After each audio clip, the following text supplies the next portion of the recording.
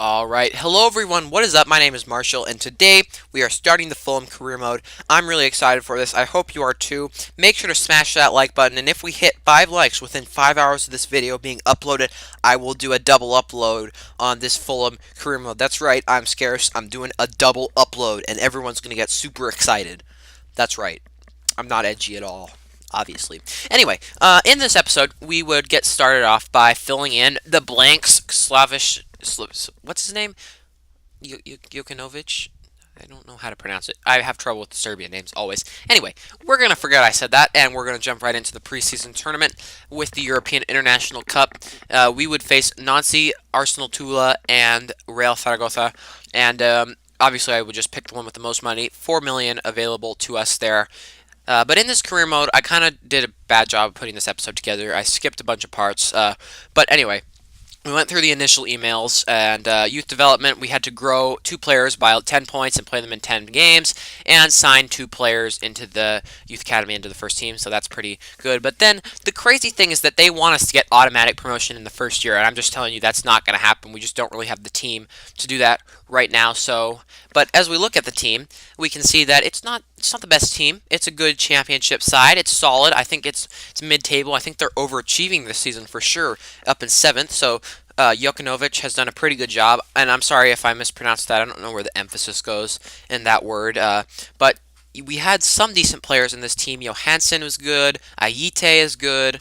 Scott Parker in the midfield is good. Tom Kearney, the captain, is really good. But we do have a lot of youngsters that we just loaned right out. 55, 56 rated that won't be a part of this series. The Sonia Luco up top, Chris Martin, all good players. And yeah, but I do think that we needed to get some cheap players in that are decent.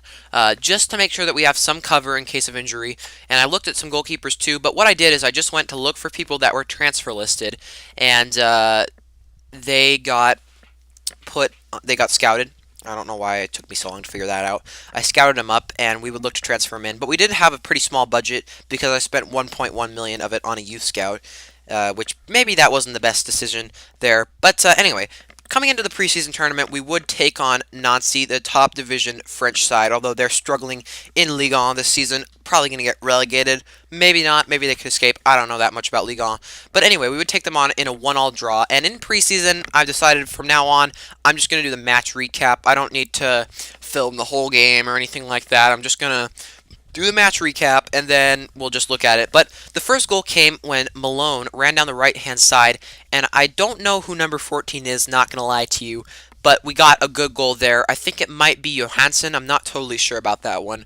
But we would get the first goal of this match, and then they would hit the bar off of a free kick. And you have to say, from that replay, it sure looks like Bettinelli, the in goal, should be doing a lot better. And then we got a chance for Floyd Ayite going down the left-hand side, and he is quite a good player, it seems like. He almost bent that one in the top corner. A good save from their keeper denied him.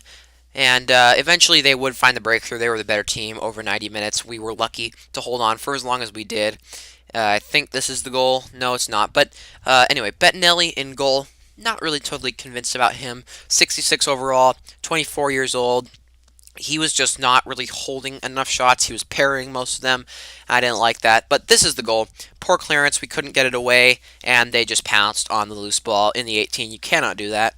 And they got themselves a goal to go ahead of us. And that was how the match would finish. 1-all. But I was pretty pleased with the team. I could see that there was some work to be done. And I was going to try a bunch of stuff in the next match. But anyway, we got into some training, and I gave 2 drills to Williams, 2 drills to Kebano, and 1 drill to Fredericks. But the sad thing in this team is that not one player, other than Kalash and Piazon, who are both on loan from Chelsea, had that green arrow sign. So normally I just train players that have the green arrow sign, but none of them had it. But anyway, I keep saying but anyway. I feel like this is just going to be one big run-on sentence in this episode. Hopefully not. We would try to sign decent center midfielder. I just wanted to test the waters here. Do a loan with a future fee. This guy's about 75 rated, 73 or something rated right now. He's decent. I just wanted to see how much they would want for him on a future fee and if they'd be letting him go just to kind of get a feel for what was going on. Not necessarily that we'll sign him, but I think he could be a good player. And if they accept, we could look to sign him. Let me know what you guys think about that. And also, just give me general suggestions on where we need to improve in this team because I'm not totally sure where to spend my money.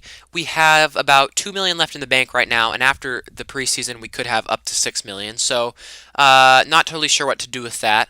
But let me know. I think I'm only going to sign 1 or 2 players in this window, and they're probably going to be around mid 70s. But anyway, we would come on to take Real Zaragoza, the Spanish second tier team. And we would end up beating them 2 goals to 0, and this was a very good victory with the 4-4-2 and the custom tactic. I was thrilled with this because it was just so smooth, and I feel like Zaragoza are about our level of team, about an average championship side. And this was the first goal from Syriac, I think is how you pronounce it, and it was wonderful. He just turned his man and slided it right through the keeper's arms. I was very, very happy with that finish, and I would say for 90 minutes we pretty much dominated. David Button in goal was virtually untested. And yeah, it just made me think, we switch formations and all of a sudden we do really well. Just like in the Hoffenheim career mode, we had a 5 at the back formation. It wasn't working out so well. We switched over to the 4-2-2-2, and it's now working really well. So we're just going to see, just preseason, we're just experimenting. This was the second goal from Chris Martin. He just stopped it when everybody thought he was going to shoot, waited for a second, and then shot. And I didn't necessarily mean to do that. I mean, of course I meant to do it, but I didn't, and it ended up being okay.